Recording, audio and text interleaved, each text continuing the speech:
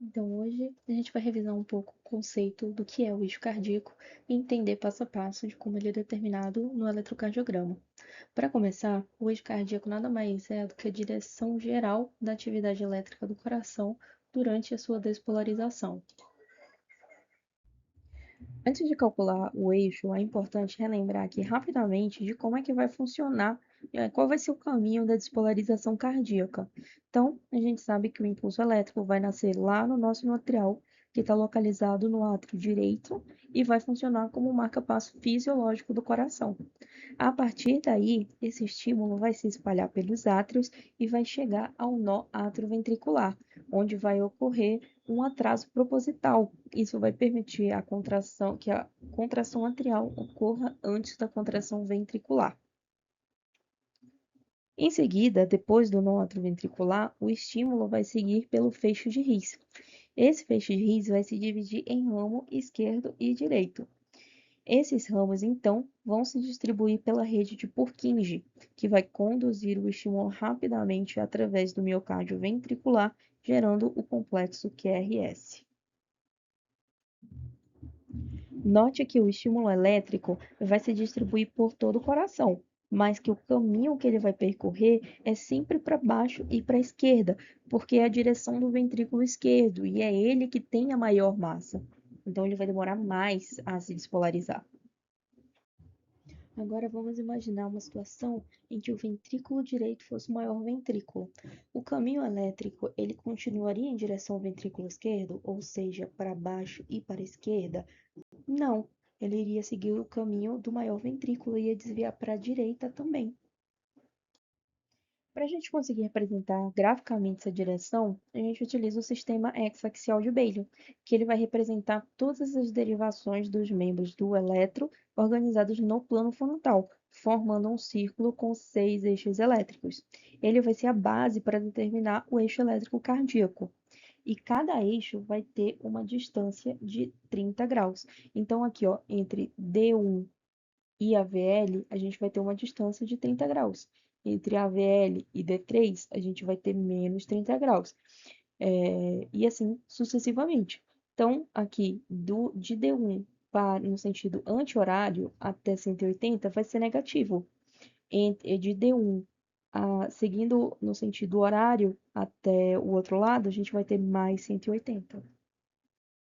E qual é o valor normal do eixo cardíaco? Esse valor ele vai mudar conforme literatura. Então, para esse caso, vamos considerar como um eixo cardíaco normal estando entre menos 30 graus e mais 110. Então, vamos começar a montar o sistema hexaxial juntos. Vamos começar por D1, que ele vai apontar para o lado esquerdo. A gente pode ler o 1 como um I, ficando então como esquerdo. Em seguida, vamos desenhar um AVF. O F vem do inglês, o foot, que significa pé. Então, se está no pé, está apontado para baixo. O D2 vai estar após o D1. Então, vamos lembrar aí que o 2 vem depois do 1.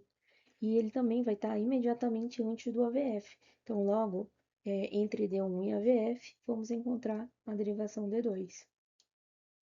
O D3 vai estar após o D2 e imediatamente após o AVF, também apontando para baixo. Agora só vai faltar o AVL e o AVR. Onde é que eles ficam? Bom, então o AVL vai apontar para a esquerda e o AVR vai apontar para a direita. Só lembrar que o L e o R vêm do inglês. L de left, que é esquerda, e o R de right, que é direita.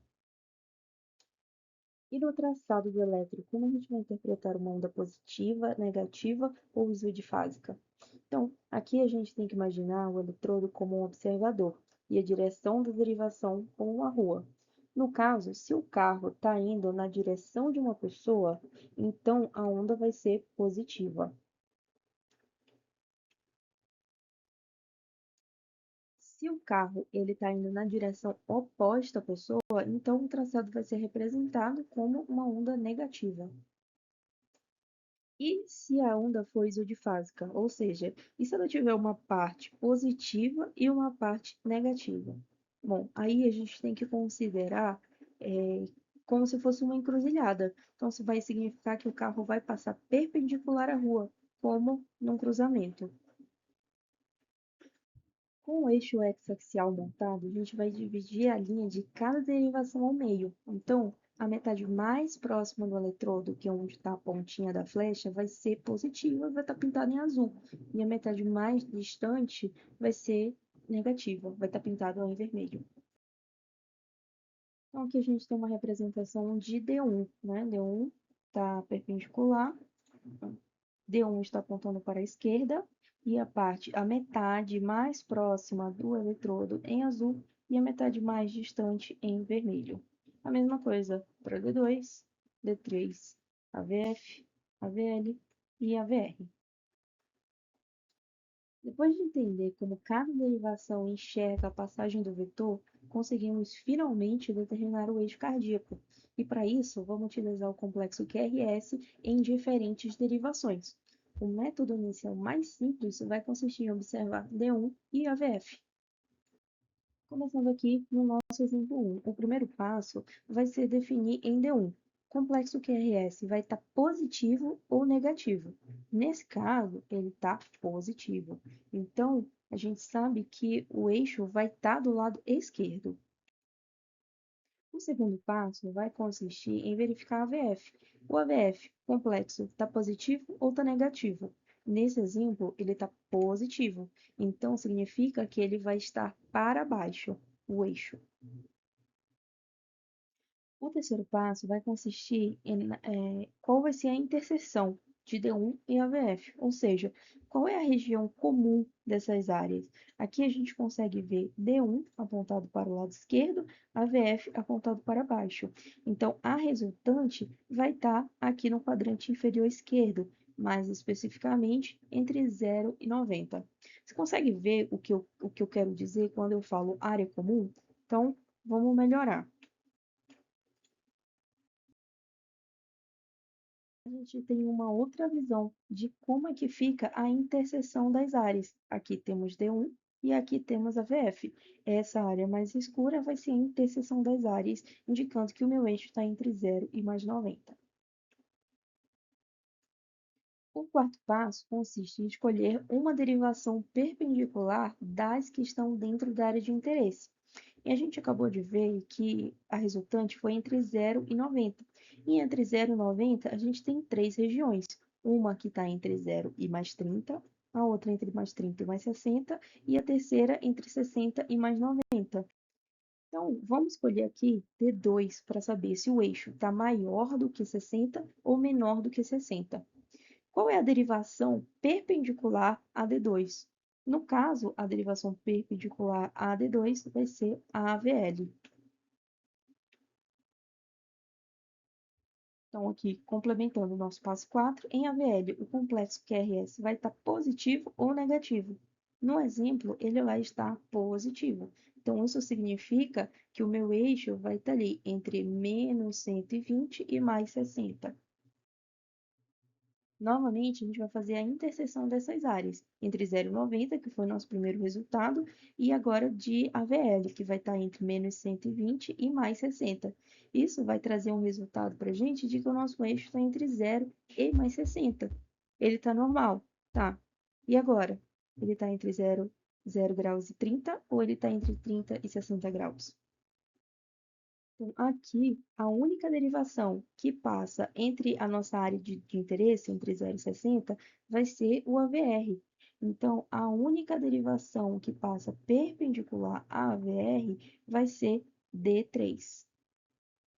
Então, vamos fazer o nosso passo de novo em D3. Em D3, o nosso complexo, ele vai estar positivo ou vai estar negativo? Aqui a gente consegue ver que ele está negativo, né? Então, ele vai estar mais distante da derivação D3. Consequentemente, vai estar entre menos 50 e mais 30. Fazendo a interseção das áreas, a gente conclui que o nosso eixo vai estar entre 0 e mais 30 graus. Vamos para mais um exemplo. Em nenhum complexo QRS vai estar positivo ou negativo. O que a gente consegue ver é que ele está positivo, então ele está do lado esquerdo. E a VF está positivo ou está negativo? Também está positivo. Então agora a gente vai para o passo 3, que vai ser a interseção dessas áreas. Aí a gente consegue ver novamente que ele está entre 0 e 90, está normal. Só vamos ter que especificar qual parte entre 0 e 90 que ele está. Vamos para o passo 4. Novamente, a gente vai ter três regiões entre 0 e mais 90. Vamos escolher aqui D2 para saber, de novo, se o eixo vai estar maior ou menor do que 60. A derivação perpendicular a D2 vai ser a VL. Então, vamos ver se a VL vai ser positivo ou negativo. Aqui em AVL, a gente consegue ver que o eixo está isodifásico, ou seja, ele vai ter uma parte positiva e uma parte negativa igual. Isso significa o quê? Isso significa que o nosso eixo está passando exatamente perpendicular ao AVL. Logo, ele vai estar em D2, vai estar mais 60 graus. Então, a gente pode concluir que o eixo vai estar exatamente em 60 graus. Acabou. Exemplo 3. Aqui, novamente, D1. Complexo QRS vai estar positivo ou vai estar negativo. No caso aqui, ele está negativo, certo? A parte inferior está maior do que a parte superior, então ele está negativo. E a VF está positivo ou está negativo? Aqui está positivo, então o eixo está para baixo. Aqui, novamente, a gente vai ter que fazer uma interseção das áreas comuns, né? Então, D1 e a VF. Aí, aqui a gente consegue ver que o nosso eixo está entre mais 90 e mais 180. Está do lado inferior, no quadrante inferior direito. Ele está normal? Não sei, depende. Então, aqui, a gente vai fazer de novo, escolher uma derivação perpendicular. Vamos escolher de 3 para saber se ele está maior ou menor que 120. A derivação perpendicular a D3 vai ser a VR. Aqui em AVR, a gente consegue ver que a nossa derivação está positiva, está muito positiva. Então, a gente vê que ele está ali entre mais 120 e menos 60 graus. Isso significa que o nosso eixo vai estar entre mais 120 e 180, ou seja, ele está desviado. E agora? Está entre mais 120 e mais 150 ou entre mais 150 e mais 180? A gente já sabe que ele está desviado, só vamos continuar definindo até quão desviado ele está. Novamente, a única derivação que tem entre as regiões vai ser a VL. E a derivação perpendicular à VL vai ser D2. Aqui em D2, ele está positivo ou está negativo? Está positivo? Então, ele vai estar nessa região marcada. Fazendo a interseção das áreas, a gente vai concluir que o nosso eixo está entre mais 120 e mais 150. Está desviado. Então, passando aqui para o nosso próximo exemplo, em D1, nosso complexo vai estar positivo ou negativo? Está positivo. E em AVF? AVF está negativo. Então, a gente sabe que ele está para cima, entre 0 e menos 180. Fazendo a interseção das áreas, vamos achar que ele está no quadrante superior esquerdo, entre 0 e menos 90. Está normal ou está desviado? Depende. Se ele estiver até menos 30, ele está normal. Então, vamos continuar especificando onde. Aí aqui a gente tem aquelas três regiões. Vamos escolher aqui a VL para saber se ele está menor ou maior do que 130. Então, a derivação perpendicular à VL vai ser a derivação D2. Em D2, aqui ele vai estar positivo. Então, a gente pode, fazendo a interseção das áreas, a gente pode concluir que o nosso eixo está entre 0 e menos 30. Concluímos que o nosso eixo está normal. Aqui no nosso último exemplo, em D1, temos um complexo QRS positivo, está do lado esquerdo.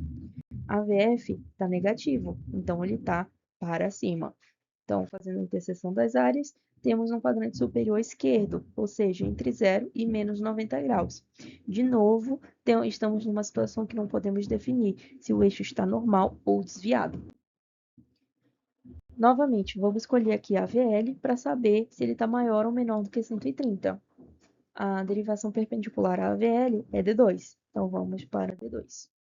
D2 é positivo ou negativo? Aqui está negativo. Então, ele está para além de menos 30. E aí, fazendo a interseção das áreas, está entre menos 60 e menos 90. Já sabemos que está desviado. Vamos continuar. Aqui, de novo, a única derivação que passa entre menos 30 e menos 90 é D3. E a derivação que é perpendicular a D3 é a VR. A VR está aqui, está positiva. Então, a gente sabe que ele está entre menos 60 e menos. Então, aqui fazendo a interseção das regiões, a gente consegue perceber que ele está entre menos 60 e menos 90. Está desviado. Então, era isso. Como calcular o eixo cardíaco. Espero que vocês tenham entendido.